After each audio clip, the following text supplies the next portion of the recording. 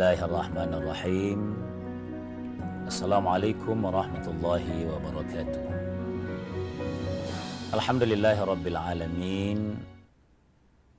Al-qail yuridullahu bikumul yusra wa la yuridu bikumul usra walitukmilul iddata walitukabbirullaha ala ma hadakum wa la'allakum tashkurun. Wassalatu wassalamu ala ashrafil anbiya'i wal mursalin sayyidina wa habibina wa maulana Muhammadin nabiyil ummil ladzi wulida wa bu'itsa bi Makkah thumma hajar wa mata wa dufina bil Madinah wa ala alihi wa sahbihi ajma'in, amma ba'd. Senantiasa kita bersyukur kehadirat Allah Subhanahu wa taala atas segala nikmat yang dikaruniakan kepada kita sekalian, sehingga pagi hari ini kita sehat walafiat. Walau bulan puasa kita tetap optimis bekerja tanpa mengurangi semangat, karena semangat itulah modal penting setiap individu, terutama orang mukmin, dan puasa disyariatkan oleh Allah untuk semangat yang kuat, bukan untuk banyak tidur. Salawat dan salam atas junjungan kita Nabi Allah Muhammad sallallahu alaihi wasallam. Pemirsa yang berbahagia, apa yang Allah syariatkan itu senantiasa berwujud atau mengarah kepada meringankan hamba Allah.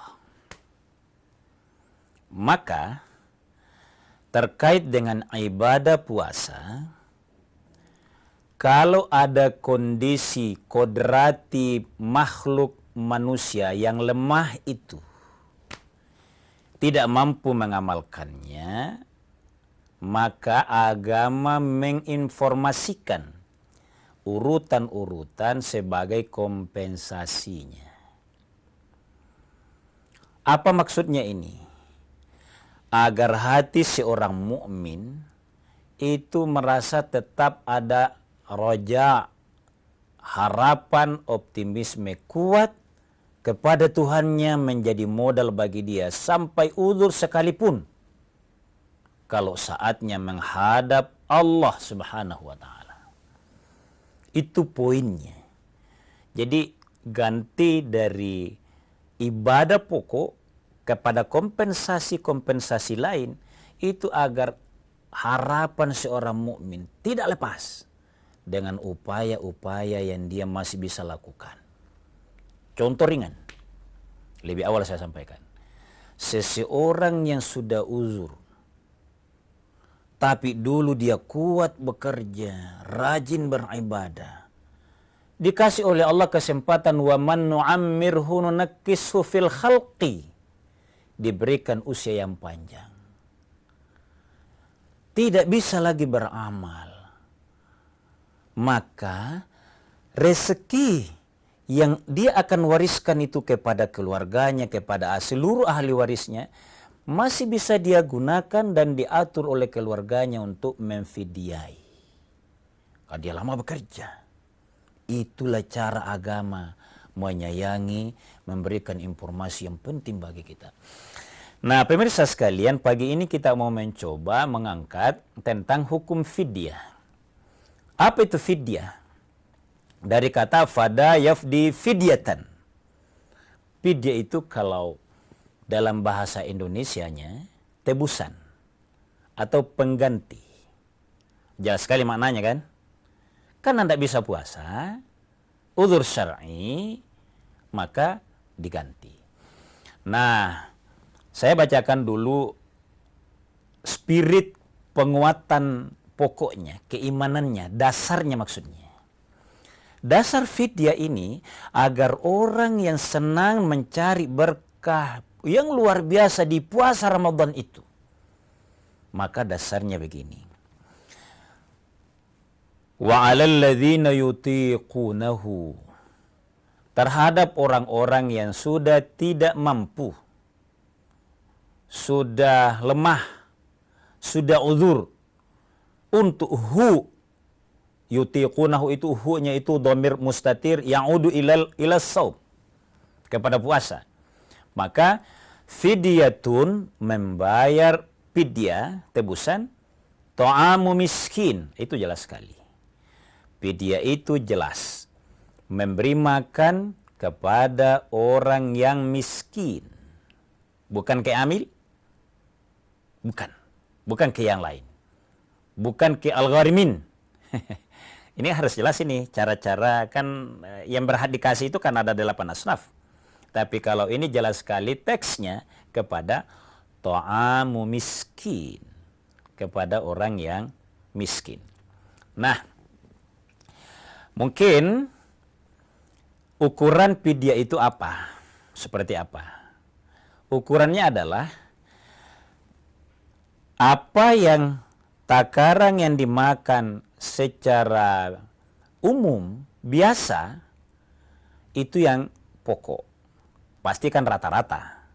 Orang sudah bisa makan itu harga, kalau kita kuliner di jalanan itu yang sudah lengkap, sudah vitaminnya, nutrisinya sudah cukup, karbohidratnya sudah lengkap itu kira-kira harga 20, 25-an atau 30. Walau ada yang sampai 70.000 ya. Karena ini kan sesuai kemampuan menjalankan agama, itu kan sesuai kemampuan, dibawanya sesuai kebutuhan. Kalau yang mampu di atas, kalau yang di bawah ya apa yang dia butuhkan. Nah, harganya gitu. Satu hari diperkirakan sebesar yang ia bayarkan. Tapi saya mau lanjut dulu ayatnya sebelum teknik fidyah ini. Ingat, karena bahasa ini juga bisa kepada yang lain. Fidyah ini bukan hanya yang uzur ya, uzur dalam artian lansia. Juga bisa diqiyas kepada kondisi lainnya, bisa bayar fidyah. Kita akan lihat. Tapi saya lanjut dulu ayatnya. Karena motivasi beragama seseorang yang asli itu kalau teks Qur'annya dibaca. Nah, Allah berfirman ayat selanjutnya. Faman tatawwa'a khairan fahuwa khairul. Siapa yang menuntut yang lebih baik, maka itu juga Allah kasih yang lebih baik. Saya coba maknai ini.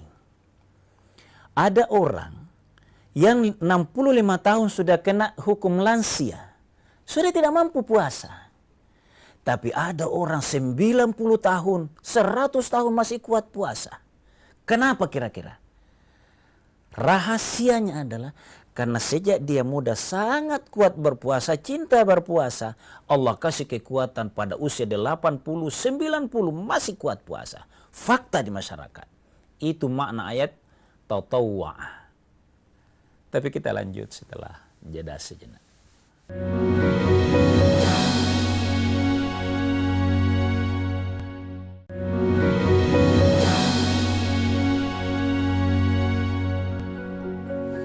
Pemirsa sekalian kaum muslimin dimuliakan oleh Allah Subhanahu wa taala. Tadi saya coba ilustrasikan bahwa ayat itu aslinya wa 'alal ladzina yutiqunahu fidyatun ta'amu miskin. Faman tatawwa'a khairan fahuwa khairul lah. Lanjutan ayatnya. Wa antasumu khairul lakum in kuntum ta'lamun.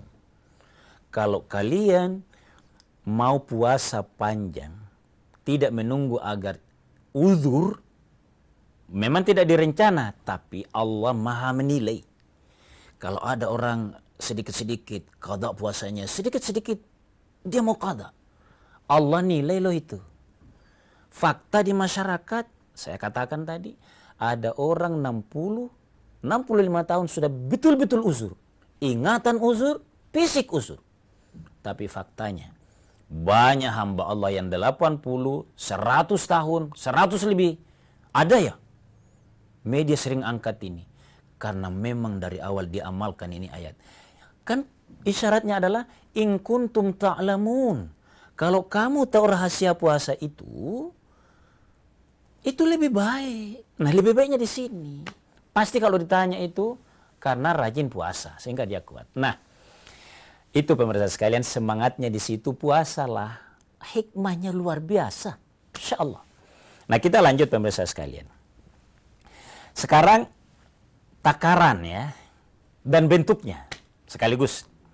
Takarannya itu ulama mujtahid karena kan Al-Qur'an hanya berkata fidyatun ta'amu miskin. Untuk bisa memahami itu secara umum adalah yang dimakan, dikonsumsi oleh orang yang bersangkutan dan rata-rata nilai harga di daerah di mana dia tinggal. Nah, kita dalam referensi keagamaan ada pendapat imam mazhab, beda-beda cara menyebutkannya, tapi mengarah kepada kemampuan dia dan kebiasaan dia. Misalnya, Imam Syafi'i, Imam Malik, Imam Hambali itu menggunakan istilah satu mud. Saya percepat saja di sini pemirsa sekalian. Kalau mazhab Hanafi, istilah sok dia pakai. Kira-kira sama saja. Nah, sekarang saya mau ke Indonesia karena kita di Indonesia. Mazhab Syafi'i berlaku di Indonesia. Kalau di Indonesia itu ada hal yang bagus. Kenapa saya katakan bagus? Negara ini lewat seluruh unsur yang terkait pemerintahnya, baik pemerintah kota, pemerintah provinsi, lembaga yang dibentuk, Basnas namanya, sampai kepada Lazlas itu. Ada yang luar biasa pemirsa sekalian. Apa itu? Dilakukan pemantauan situasi inflasi. Dan memantau langsung ke pasar, baru rapat sama-sama. Untuk menentukan baik kadar zakat maupun fidyah ini. Karena pokoknya atau dasar penentuan takarannya dan bentuknya dari situ. Harga yang sedang berlaku. Nah, di Makassar misalnya dan seluruh Indonesia itu sudah terjalin baik, ada pemantauan yang baik, tidak langsung rapat di kantornya, tidak coko-coko di kantor rapat. Itu penting sekali itu. Itu akuntabilitas namanya ini. Kasih soleh umat Islam ini dengan percaya ke lembaga-lembaga keagamaan kita. Caranya ini. Umat ini kan, saya itu awal Ramadan sudah banyak yang bertanya begini, Pitya, kira-kira berapa zakat nanti? Sebenarnya sudah bisa ditentukan sebelum Ramadan, karena harga kan sama. Sedikit saja perubahannya. Tapi demi kehadiran ketenangan umat, legitimasi umat, harapan umat itu harus ada begini-begini. Rapat, dibawa doa majelis ulama, dalil-dalil dari majelis ulama, dari pemerintah kota, provinsi, kemudian Kemenak di dalamnya sebagai institusi yang diamanahkan oleh negara. Lalu ke Basnas, tambah serulas, tambah yang punya pasar. Siapa yang punya pasar itu tahu hitungan pasar? Ya, PD Pasar dengan perdagangan. Ditentukanlah harga di situ. Itu yang berlaku di Indonesia. Kalau khusus fidyahnya dulu, karena ini yang menjadi tema kita, maka di Makassar itu adalah pakai standar. Karena kondisi masyarakat yang variasi kemampuannya. Karena kan begini, al-hukmu yaduru ma'al illati wujumba wa'adaman. Hukum itu ditetapkan adanya apa yang menjadi penyebabnya. Lalu dilihat sesuai kemampuannya. Maka cara pemerintah memberikan pemilihan kepada masyarakat bahwa yang terendah, jadi istilah yang dipakai pemerintah itu begini, yang tertinggi, yang tengah-tengah, yang teratas. Tinggal masyarakat dengan penuh amanah, gembira. Oh, saya pada tataran ini, insya Allah. Kadangkala banyak umat Islam yang dia sebenarnya tengah-tengah. Tapi ya Allah, berapa tonji ini harganya? Saya yang tertinggi deh. Mudah-mudahan ke depan saya tertinggi. Kira-kira gitu. Itu semangat umat Islam. Jadi, kalau yang tertingginya di masyarakat Makassar yang saya sebut untuk saat ini adalah, itu yang terendahnya itu 30.000 harga makanan per hari. Yang tengah-tengahnya adalah 40.000. Ini untuk fidyah. Kemudian untuk yang tertingginya itu 50.000 per hari. Nah, ini pemirsa sekalian, izin kalau saya sampaikan juga zakat karena ini terkait. Maka sama caranya menentukan tadi. Kategori tertinggi itu, kalau zakat fitrah ini sekaligus kita sampaikan, itu harga yang dipilih adalah 14.000 dikali 4 liter misalnya itu sama dengan 56.000. Saya kira sudah beredar di media ini ya. Kemudian yang menengahnya itu 12.000. Maka 12.000 kali 4 sama dengan 48.000. Yang terendah ada beras ternyata 10.000. Maka kali 4 sama dengan 40.000. Fidyahnya tadi. Nah, pemirsa sekalian, ini biasa dan sudah menyebar. Kalau membayar fidyah karena teksnya memberi makan fakir miskin, maka bisa dua cara mengeluarkannya. Tapi pastikan tadi ke fakir miskinnya. Kalau zakat itu ke 8 asnaf. Fakir, miskin, amil, mu'allab, fisabilillah, ibnu sabil, al-gharimin, pokoknya 8. Kalau tentang fidyah ini, tesnya tadi, fidyatun ta'amu miskin. Maka yang penting diberikan ke fakir miskin. Boleh dibayar langsung oleh kita kalau mau ketemu langsung bagaimana berempati ke orang miskin, boleh. Ada teman saya bilang begini, kalau mau tahu denyut nadinya umat itu, betapa sulitnya umat, sekali-sekali lah jangan naik Grab, jangan naik kendaraan pribadi, naik PT-PT lah, agar kamu tahu bagaimana susahnya PT-PT mencari muatan. Maka termasuk dalam hal mau memaknai puasa, termasuk yang mempedia,kan keluarganya, bisa bagus langsung. Tapi kalau dibayar Basnas juga boleh kita wakilkan ke amil di mana kita berada. Kita lanjut setelah jeda sejenak.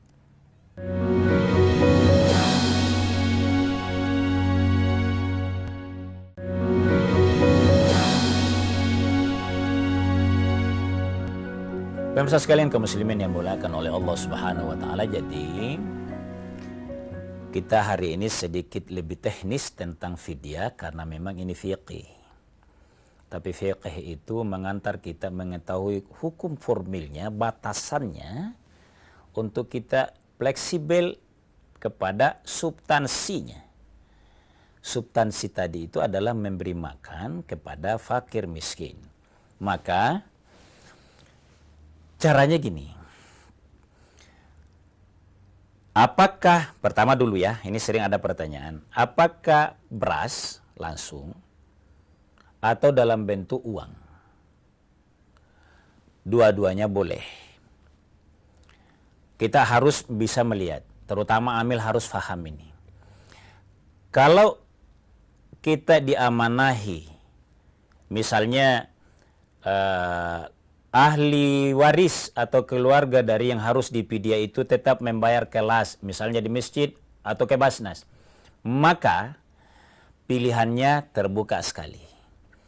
Boleh dalam bentuk beras, boleh juga dalam bentuk uang. Mana afdol? Kalau orang tekstual, maka berasnya. Bukan rendahin kalau saya bilang tekstual. Karena kalau berasnya sulit dia putar ulang lagi, sedikit lebih sulit, maka dia bisa dipastikan dia makan bersama keluarganya. Maka boleh. Yang uang juga boleh. Tapi kalau kita bilang kayaknya aku lihat ini lingkungannya rentan ini untuk menjadi pembiayaan lain, ke pulsa yang game, apalagi khawatir jangan sampai ke judi. Kalau ada dugaan kuat dugaan seperti itu, maka memang kembali kepada yang beras, yang langsung. Tapi ingat, ini perlunya pencerahan. Apapun yang dikasih kalau memang mental yang bersangkutan ke judi, ke game. Beras tetap dia bisa jual, walaupun sedikit butuh perjuangan. Nah, yang dimaksud mulia di situ adalah kalau sudah pasti kepada fakir dan miskin, insya Allah mulia, tinggal melihat mana yang lebih memudahkan. Ada orang yang kalau kita tahu, oh ini bagi dua, kasih beras untuk keluarganya, minimal di Lebaran. Tapi untuk dia mungkin bisa juga dong, dia dikasih kesempatan untuk beli baju baru, itu juga mulia. Jadi mulianya dilihat seperti itu, tidak menjadi kaku. Karena saya khawatir kalau kita bilang yang sesuai teks saja, yang lainnya menjadi dianggap tidak mulia lagi, padahal ada maqasid. Maka yang dibutuhkan di sini adalah wawasan, keluangan waktu para amil di UPZ itu untuk mengetahui kondisi.